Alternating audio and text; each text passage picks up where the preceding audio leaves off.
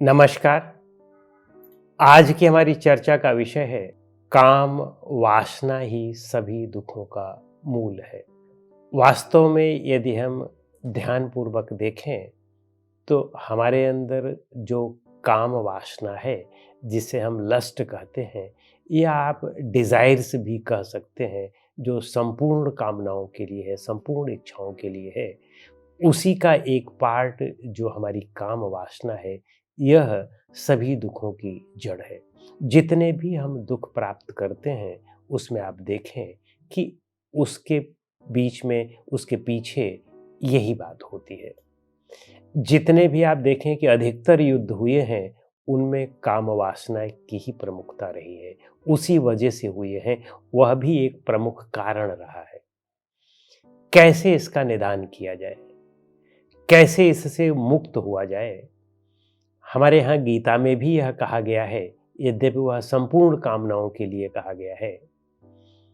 एक बार अर्जुन भगवान कृष्ण से यह कहते हैं कि भगवान ये बताएं कि किस वजह से हम न चाहते हुए भी बलपूर्वक पाप करने के लिए तैयार हो जाते हैं या पाप कर बैठते हैं। तो भगवान कृष्ण कहते हैं कि काम एष क्रोध एष रजोगुण समुद्भव महाशनो महापापमो विद्ध एन महिवैरिणम। कि हे अर्जुन, यह काम ही जो है, जो रजोगुण से उत्पन्न होता है, यही हमारे सभी दुखों का प्रमुख कारण है और यही हमारा सबसे बड़ा वैरी है, यही हमारा सबसे बड़ा दुश्मन है। यदि इसको जीत लिया तो सब कुछ जीत लिया। और कहते हैं कि ये महाशनो है, इसका पेट कभी नहीं भरता है। हम बूढ़े हो जाते हैं तब भी काम वासना कहाँ जाती है? एक परिचित मिले, वे बूढ़े हो गए थे, लगभग 75 साल के हो गए थे और कहते थे कि उनमें जब अपनी पोती को देखते हैं, बेटी को देखते हैं तो काम वासना जागृत हो जाती है। और उन्होंने तो कह दिया, हम सबको यह चीजें होती हैं। जो यंग हैं, अपने बहन के प्रति, माँ के प्रति या अन्य किसी को भी देखें कि जो महिलाएं हैं उनको पुरुषों के प्रति और पुरुष हैं उनको महिलाओं के प्रति, ये मन में तो वासना आ ही जाती है। अब देखें कि ये कितना घोर पातकी है। और कुछ लोग लज्जा और शर्म छोड़ करके ये करते भी हैं और जब करते हैं तो कितना जो है, कितने बड़े घोर पातकी होते हैं। और बात करने में या किन्हीं भी चीज़ों में देखें कि जब हम इस तरह का हाव भाव करते हैं तो यह कितना दुखदाई होता है। और वैसे सोचने में भी यह कितना दुखदाई होता है। समाज के लोग उसको कितनी हीन दृष्टि से देखने लगते हैं। समाज में जो उसका स्थान होता है कितना हीन हो जाता है। ढेर सारे लोगों को आप देखेंगे कि समाज में बड़ा उच्च स्थान था, लेकिन एक छोटी चीज काम वासना की वजह से समाज से पतित हो जाते हैं, गिर जाते हैं और लोग उनको देखना तक नहीं पसंद करते हैं, जूते भी पड़ते हैं। अभी कुछ दिन पहले ही अखबार में आया था कि एक कोई 65 साल के वृद्ध थे और 15-20 साल की लड़की से उन्होंने छेड़खानी कर दी और फिर वहीं जूते पड़ने लगे उनके ऊपर। अब देखें कि यह कितना शर्मनाक बात होती है, कितना शोचनीय बात होती है।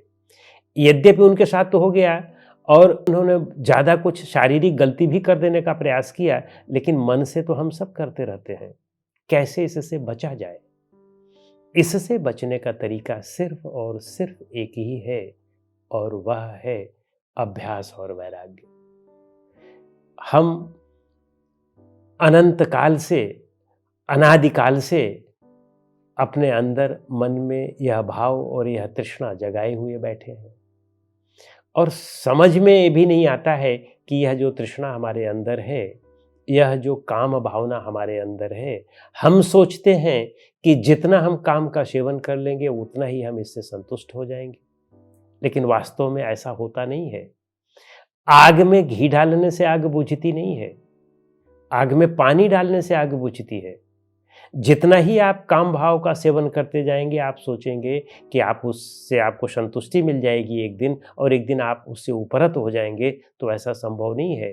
आप दिन बर दिन उसमें और डूबते जाएंगे और भी आप उसके वशीभूत होते जाएंगे और वह भाव आपके अंदर और भी बढ़ते ही बढ़ते जाएंगे। और जब आप बूढ़े भी हो जाएंगे तो भले ही शरीर से अशक्त हो जाएं, लेकिन मन से वह भाव आपके अंदर सदैव रहेगा और यह आपको कभी सुख और शांति नहीं लेने देता है। हम सब के साथ ये होता है कि हमेशा मन जो है वह दुखी रहता है। जब वह काम मिलता है तो हमें लोभ होने लगता है, बार बार मिलता रहता है तो लोभ होने लगता है, और जब नहीं मिलता है तो क्रोध होने लगता है, और उससे हम अपने भी सिर को पीटते हैं, दूसरे को पीटते हैं और समाज में कितना विध्वंसक कार्य करते रहते हैं। इससे बचने का एक ही तरीका है ध्यान धारणा आदि का अभ्यास करना। ये बहुत बड़े शत्रु हैं, इनका पेट भी कभी नहीं भरता है और पाप की तो जड़ ही है, मूल ही है। और आप देखें कि जिन्होंने इन पर विजय प्राप्त कर लिया है वही समाज में, संसार में कुछ रचनात्मक या महान कार्य कर पाते हैं। और हम सब रचनात्मक और महान कार्य करने के लिए ही पैदा हुए हैं, लेकिन इन सब गलतियों में फंस करके हम अपने आप को डुबा देते हैं। तो यदि हम योग का, सत्संग आदि का, स्वाध्याय आदि का निरंतर अभ्यास करते जाएं, तब हम इन चीज़ों से बच सकते हैं। यद्यपि यह इतना बहुत सरल कार्य भी नहीं है, लेकिन बिना इसको किए चैन भी तो नहीं मिलने वाला है, शांति भी तो नहीं मिलने वाली है। तो इसलिए यदि हमें परम शांति चाहिए, जो हर एक व्यक्ति की चाहत होती है, हर एक व्यक्ति यही चाहता है कि उसका मन शांत रहे, उसका मन सशक्त रहे, उसमें दृढ़ संकल्प रहे, और यह सबके मन में होता भी है। ये सबके मन में यह शक्ति होती है, लेकिन अपने मन को वह इन चंचलताओं की वजह से, कामनाओं की वजह से, आसक्तियों की वजह से अपने मन को इतना चंचल कर देता है कि उसका मन कमजोर हो जाता है। सबके मन में शक्ति है, अपार शक्ति है, अनंत शक्ति है, भरी पड़ी है, लेकिन हम उसको सुला करके दूसरी चीज़ों में लगा देते हैं, व्यसनों में लगा देते हैं, गलतियों में लगा देते हैं, अनावश्यक कार्यों में लगा देते हैं, और इसलिए देखें कि सदैव दुखी रहते हैं। हमें इससे बचना चाहिए। हमारे यहाँ दक्ष संहिता में 8 बातें बताई गई हैं। सबसे पहला कहा गया है स्मरण करना। काम वासना का आप निरंतर स्मरण करते रहें, तब भी आप देखेंगे कि उसके प्रति आसक्ति बढ़ती जाएगी। और कीर्तन करना, यानी काम वासना पर ही आप हमेशा जो है उसी के ग्रंथ पढ़ें, उसी को सोचें और उसी पर गीत गाएं और उस तरह के गीत सुने, तो इसको हम कीर्तन कहते हैं। काम वासना का कीर्तन, न कि भजन कीर्तन वाला। तो इस तरह की चीज़ें जब करते हैं तब उससे भी जो है काम वासना और बढ़ती जाती है। केली, केली का मतलब होता है कि स्त्री या पुरुष, लड़के या लड़की आपस में बैठ करके एक दूसरे के शरीर को स्पर्श करना, छूना, चुंबन करना आदि का कार्य करते हैं, तो इससे और भी वह तीव्र होती है। और चौथा प्रेक्षण, किसी को आँख खोल करके ज़्यादा देर तक एक दूसरे को देखते रहना, उससे भी काम वासना बढ़ती है। और इतना ही नहीं, गुह्य भाषण, जैसे चुपके चोरी छुपे मिलना, चोरी छुपे बात करना, यह भी इसका एक कारण है। संकल्प करना, मन में यह दृढ़ संकल्प करना कि हमें ऐसा कार्य करना है और फिर उसके लिए प्रयास करते रहना, यह भी काम वासना बढ़ाता है। अध्यवसाय, ज़्यादा प्रयास करते रहना, यह भी काम वासना बढ़ाता है। और उस कर्म में प्रवृत्त हो जाना तो पूरी तरह से पाप ही है, तो कर्म में प्रवृत्त भी उस तरह से जब हो जाते हैं, तब तो काम वासना का घोर जंजाल में हम फंस जाते हैं, घोर बन में फंस जाते हैं। तो हमें इन सब से बचने के लिए ही योग आदि का अभ्यास करना चाहिए, और इसमें खान पान को ठीक रखें, अच्छी तरह से शारीरिक परिश्रम करें, व्यायाम करें, जीवन का एक लक्ष्य बनाएं, सत्संग करें, स्वाध्याय करें, तब आप इस दुष्कर चीज़ से बच सकते हैं और जीवन में कुछ बड़ा और महत्वपूर्ण कार्य कर सकते हैं।